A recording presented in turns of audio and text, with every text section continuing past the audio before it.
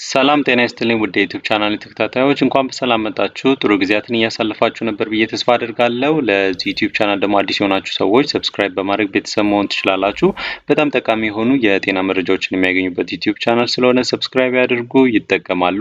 በዛሬው ቆይታችን የማህፀን ኢንፌክሽን ነው የምንወያየው። እንግዲህ በሴቶች እህቶቻችን ላይ የሚከሰቱ ኢንፌክሽኖች ናቸው።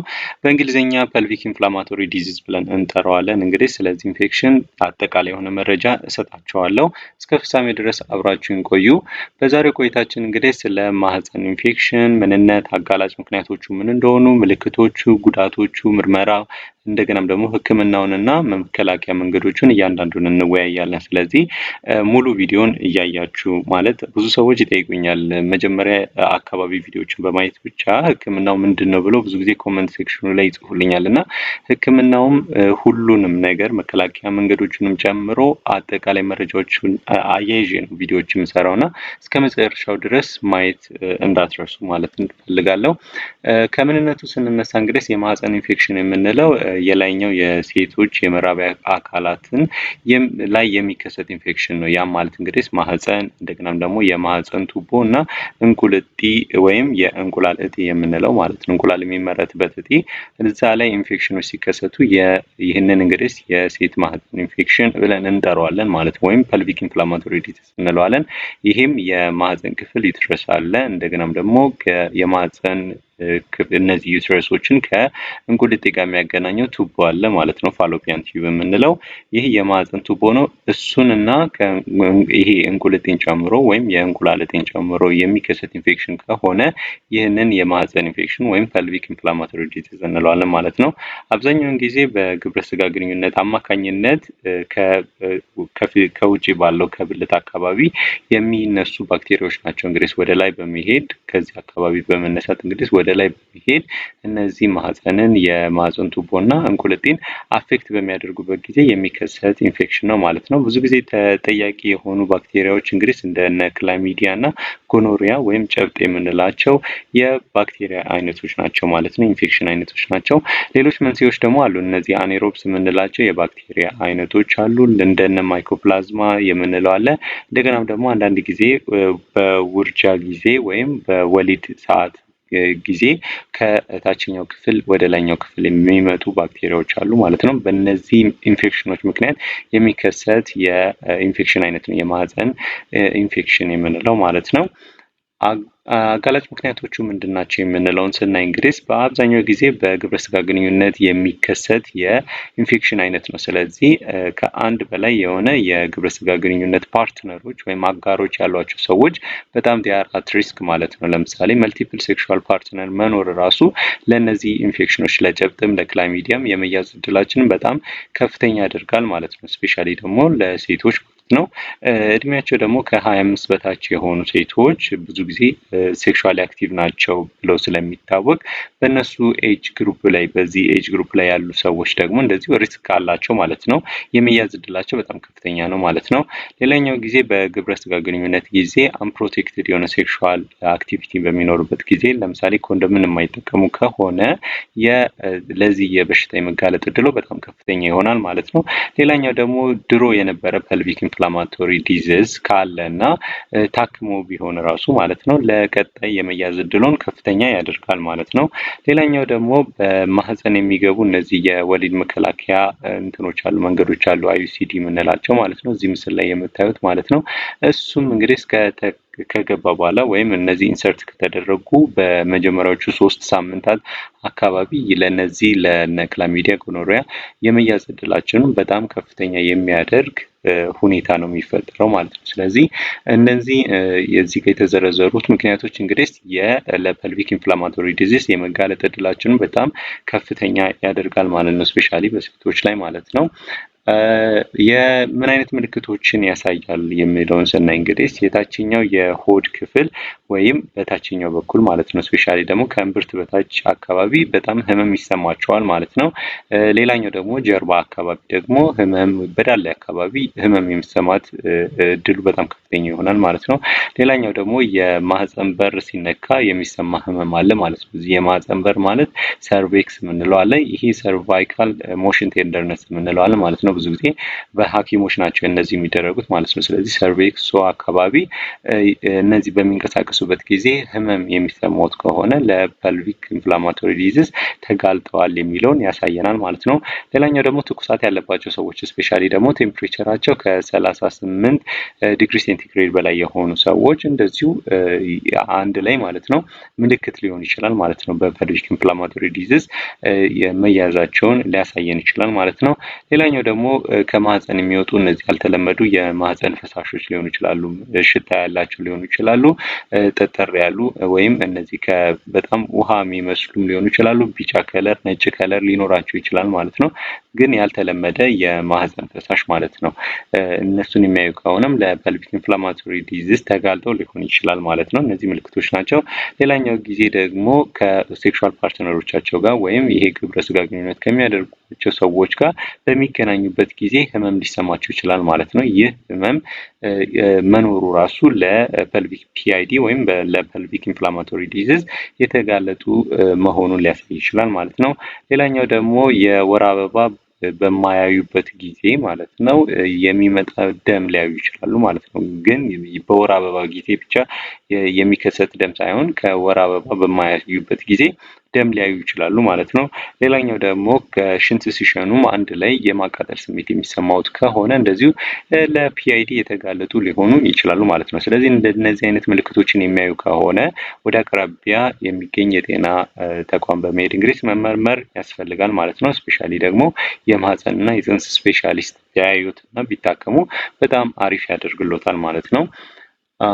ጉዳቶቹ ምንድናቸው የሚለውን ስናይ እንግዲህ በጣም የተለመደው ጉዳት እና በጣም አስፈሪው ጉዳት አንደኛ መሃንነት ነው ወይም ኢንፈርቲሊቲ ማለት ነው። የማህፀን ቱቦ ወይም የእነዚህ ፋሎፒያን ቲዩብ የምንላቸው አሉ። እነዚህ ፋሎፒያን ቲዩቦች እንግዲህ እንቁላልን ከእንቁልጢ ወይም ከእንቁላል እጢ በመቀበል እንግዲህ ወደ ማህፀን ያስገባሉ ማለት ነው። እነዚህ ቱቦዎች እዚህ ምስል ላይ እንደምታዩት ማለት ነው። ስለዚህ እነዚህ ካለፉ በኋላ እንግዲህ እዚህ ዩተረስ ውስጥ በመግባት ኢምፕላንት ያደርጉና ከዛ በኋላ ነው ልጅ የሚፈጠረው፣ ልጅ ፅንስ ሆኖ የሚያድገው ማለት ነው። ግን እነዚህ እንትኖቹ ቲዩቦቹ ወይም እነዚህ ፋሎፒያን ቲዩብ ወይም የማህፀን ቱቦ የሚጎዱ ከሆነ እነዚህ እንቁላል በትክክል አንደኛ ፈርቲሊቲ እዚህ አካባቢ ፈርቲላይዝ የሚደረገው ኤጉ ሲጨመር እዚህ አምፑላ የሚባል የማህፀን ቱቦ ክፍል አለ እዛ አካባቢ ነው እና እነዚህ በሚጎዱበት ጊዜ ሊጠቡ ይችላሉ ማለት ነው። እነዚህ የማህፀን ቱቦ በዚህም የተነሳ ላይ ፈርቲላይዜሽን ላይ ከሰት ይችላል። እንደገናም ደግሞ የእርግዝና ላይ ከሰት ይችላል ማለት ነው። ስለዚህ ኢንፈርቲሊቲ ሊያመጡ ይችላሉ ማለት ነው።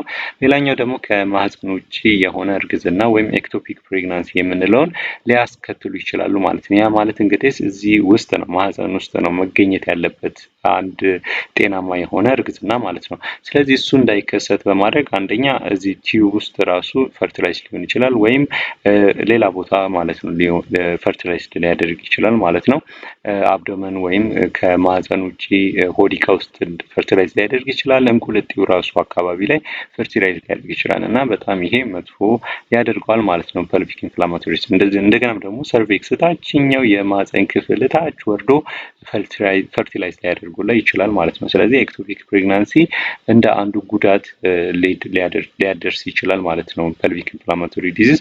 ሌላኛው ደግሞ ለረጅም ጊዜ የሚቆይ የዳሌ አካባቢ ወይም እነዚህ በፐልቪክ አካባቢ ህመም ሊሰማቸው ይችላል። ያንም በእንግሊዝኛ ክሮኒክ ፐልቪክ ፔን ልንለው እንችላለን እና በጣም የማያቋርጥና የቆየ ለረጅም ጊዜ የሚሰማ የዳሌ አካባቢ ህመም ሊሰማዎት ይችላል ማለት ነው ፒአይዲ ካለቦት ማለት ነው።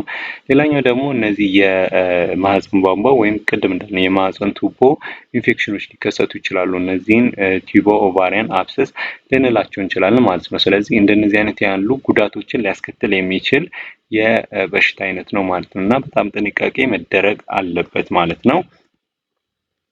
ምርመራውን ስናይ እንግዲህ ምን አይነት ምርመራዎች ሊደረጉ ይችላሉ?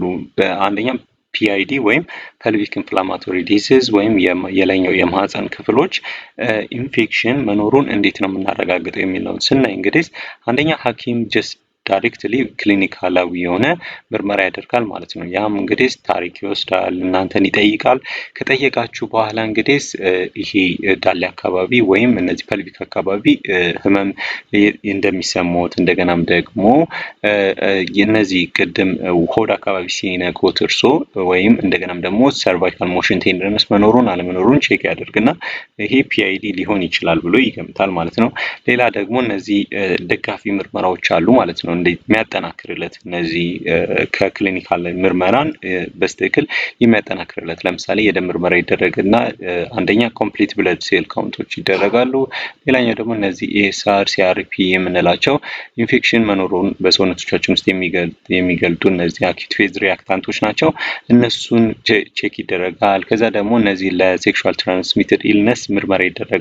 ልክ እንደ ክላሚዲያ እንደገናም ደግሞ ጨብጥ የሚለውን ማለት ነው። እንደ ኒጄሪያ ጎኖሪያ ያሉ የባክቴሪያ ምርመራዎችን ይደረጋል ማለት ነው። ሌላኛው ደግሞ የማህፀን ፈሳሽ ምርመራ ይደረጋል ማለት ነው። እነዚህ የማህፀን ፈሳሽ ምርመራዎች ተደርገው ፈሳሽ ውስጥ ምን አይነት ነገር ነው ያለው የሚለውን ልናይ እንችላለን ማለት ነው። ሌላ እንደ ተጨማሪ ደግሞ አልትራሳውንድ ወይም እዚህ ጋር የሆድ አልትራሳውንድ ይደረጋል ማለት ነው። እነዚህ አልትራሳውንዶች ደግሞ እንደዚህ ቅድም እንዳልናቸው ኮምፕሊኬሽኖች ልክ እንደ ቲቦ ኦቫሪያን አብሰስ የምንለው ወይም እነዚህ የማህፀን ቱቦ ኢንፌክሽን መግል መያዝ በጣም ኢንፌክትድ መሆን መኖሩን አለመኖሩን ቼክ ለማድረግ እንግዲህ አልትራሳውንድ ሊሰራ ይችላል። እንደገናም ደግሞ እንደ ኮምፕሊኬሽን ደግሞ እንደ ጉዳት ደግሞ ኤክቶፒክ ፕሬግናንሲ ሊከሰት ይችላል ማለት ነው። ከማህፀን የሆነ እርግዝና ከማህፀን ውጪ የሆነ እርግዝና ሊከሰት ይችላል ማለት ነው። ስለዚህ እነሱንም እንደዚሁ ሊመረምር ይቻላል ማለት ነው።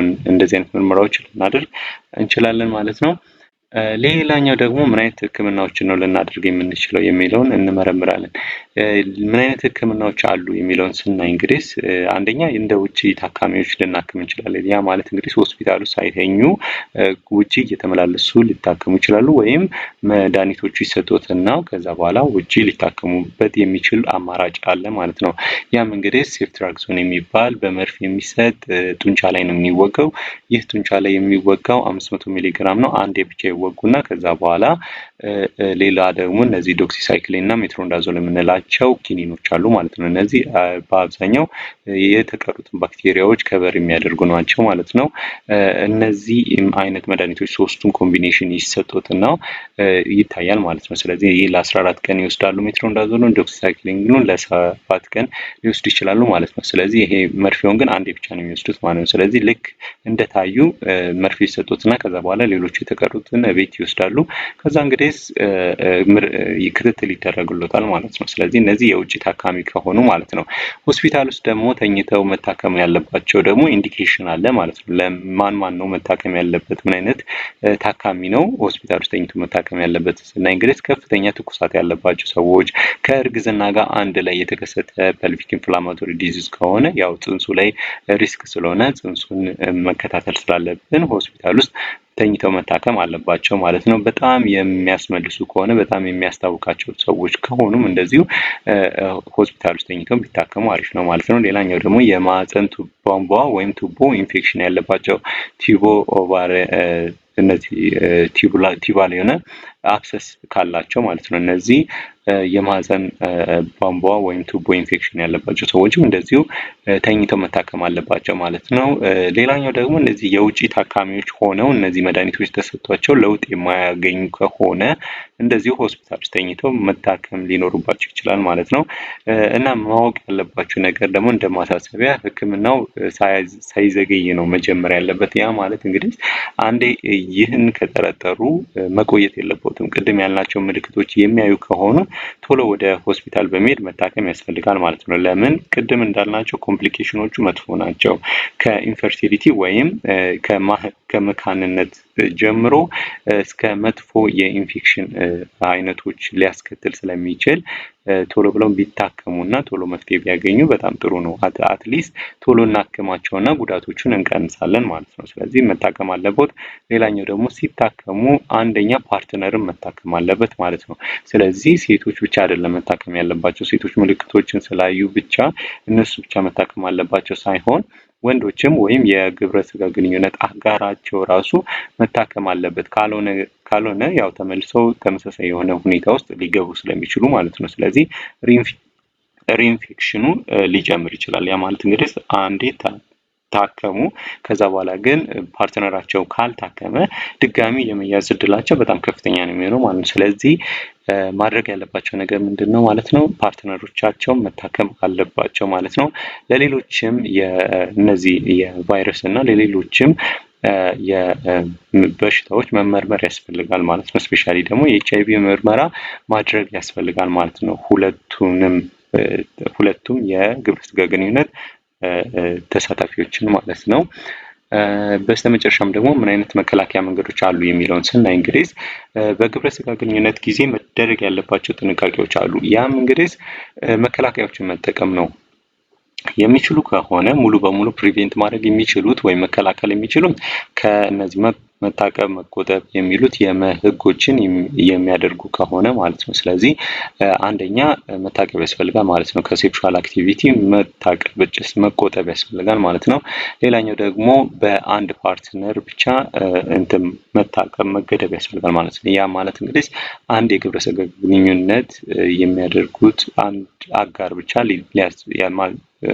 መኖር አለበት ማለት ነው። ስለዚህ 2 ወይ 3 በሚበዙበት ጊዜ ለነዚህ ለፐልቪክ ኢንፍላማቶሪ ዲዚዝ የመጋለጥ እድሎ በጣም ከፍተኛ። ከዛም በተረፈ ደግሞ ለነዚህ ለኤችአይቪ ሊሆን ይችላል፣ ለሂውማን ፓፒሎማ ቫይረስ ሊሆን ይችላል፣ ለሄፓታይቲስ የምንላቸው ሄፓታይቲስ ቢ ወይም ለጉበት ቫይረሱ ላይ የመጋለጥ እድሎ በጣም ከፍተኛ ነው ማለት ነው። ስለዚህ በጣም መጠንቀቅ አለበት ማለት ነው። ስለዚህ አንደኛ የህጎችን መጠበቅ ያስፈልጋል። ከዛ በኋላ ደግሞ ግብረ ስጋ ግንኙነት የሚያደርጉ ከሆነ ደግሞ ሴፍ የሆነ ሴክሹዋል አክቲቪቲ መኖር አለበት ማለት ነው። ያም ማለት እንግዲህ ኮንዶም መጠቀም ያስፈልጋል ማለት ነው። እንግዲህ ኮንዶም እነዚህ ለፐልቪክ ኢንፍላማቶሪ ዲዚዝ ወይም ለሴክሹዋል ትራንስሚትድ ኢልነስ የመጋለጥ እድሎትን ከ70 እስከ 90% ሊቀንስ ይችላል ማለት ነው። ይህንን ስንል እንግዲህ በጥናት የተረጋገጠ ነው። ስለዚህ በስትክክል ኮንዶምን በስትክክል የሚጠቀሙ ከሆነ ከ70 እስከ 90% እነዚህ ለሴክሹዋል ትራንስሚትድ ኢልነስ የመጋለጥ እድሉን በጣም ይቀንሳሉ ማለት ነው። ሌላኛው ደግሞ በግብረ ስጋ ግንኙነት ጊዜ የሚተላለፉ ህመሞች እነዚህ ሴክሹዋል ትራንስሚትድ ኢልነሶችን ቶሎ ብሎ የሚታከሙ ከሆነ ለእነዚህ ለማህፀን ኢንፌክሽኖች የመጋለጥ እድሎትን በጣም ይቀንሳሉ ማለት ነው። ቶሎ የሚታከሙ ከሆነ ማለት ነው። ከዛ ደግሞ ፓርትነር አጋርም መታከም አለባት ማለት ነው። የግብረ ስጋ ግንኙነት አጋርም አብሮ መታከም አለበት። ይሄ በጣም መሰመር ያለበት ቶፒክ ነው ማለት ነው። ይሄ ግዴታ መደረግ ያለበት ነገር ነው። ሌላኛው ደግሞ እድሜያቸው ከ25 በታች የሆኑ ሴቶች ለክላሚዲያ መመርመር አለባቸው። እርሊ ተመርምረው እርሊ መታከም አለባቸው ማለት ነው። በጊዜ ይመረመራሉ፣ በጊዜ ይታከማሉ ማለት ነው። ሌላኛው ደግሞ ሕክምናው እስኪያልቅ ድረስ ግንኙነት አለማድረግ ማለት ነው።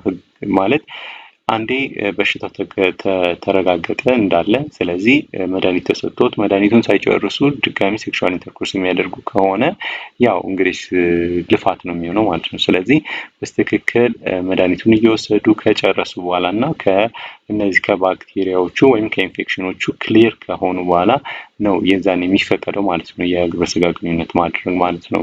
እንደገናም ደግሞ ፓርትነር መታከም እና መመርመር እንዳይረሱ በጣም መሰመር ያለበት የሁኔታ ነው ማለት ነው። ስለዚህ ይህንን ይመስላል ማለት ነው መከላከያ መንገዶቹ። እና ውድ ተመልካቾቼ ስለተከታተላችሁኝ አመሰግናለሁ። በሌላ ቪዲዮ ምን አይነት የጤና ርዕስ ይዤላችሁ እንድመጣ የምትፈልጉት ካለ ኮሜንት ሴክሽኑ ላይ አስቀምጡልኝ። ስለዚህም ደግሞ ስለ ማህፀን ኢንፌክሽን ጥያቄ ካላችሁ ጥያቄ ብትጽፉልኝ ችግር የለም፣ ለመመለስ ሞክራለሁ። እና ማድረግ ያለባችሁ ነገር ማለት ነው እንደ ሌሎቹ ቪዲዮዎቼ እንደዚህ ሙሉ የሆነ መረጃ ነው የሚሰጡት። ያ ማለት እንግዲህ ግማሽ የሆነ መረጃ አይደለም እየሰጡ ያለሁት ከነ ምንነቱ ጀምሬ እስከ መከላከያ መንገዶቹ፣ መፍትሄዎቹ፣ ምልክቶቹ፣ ጉዳቶቹ ኤቭሪቲንግ ነው ያለው እና አጋላጭ ምክንያቶቹን ጨምሮ። ስለዚህ ሙሉን ቪዲዮዎቹን ይመልከቱ ማለት ነው፣ ይጠቀማሉ። ለሌላ ለሚጠቀም ሰውም እንደዚሁ ሼር ያድርጉ። ላይክ፣ ሼር እና ሰብስክራይብ ያድርጉ። አዲስ ከሆኑ ቤተሰብ መሆን ትችላላችሁ በነፃ ምንም ያህል ኮስት የሚያደርጋችሁ ነገር የለም። ስለዚህ በሌላ ቪዲዮ እስክንገናኝ ድረስ መልካም ጊዜ ይሁንላችሁ። ደህና ሁኑ።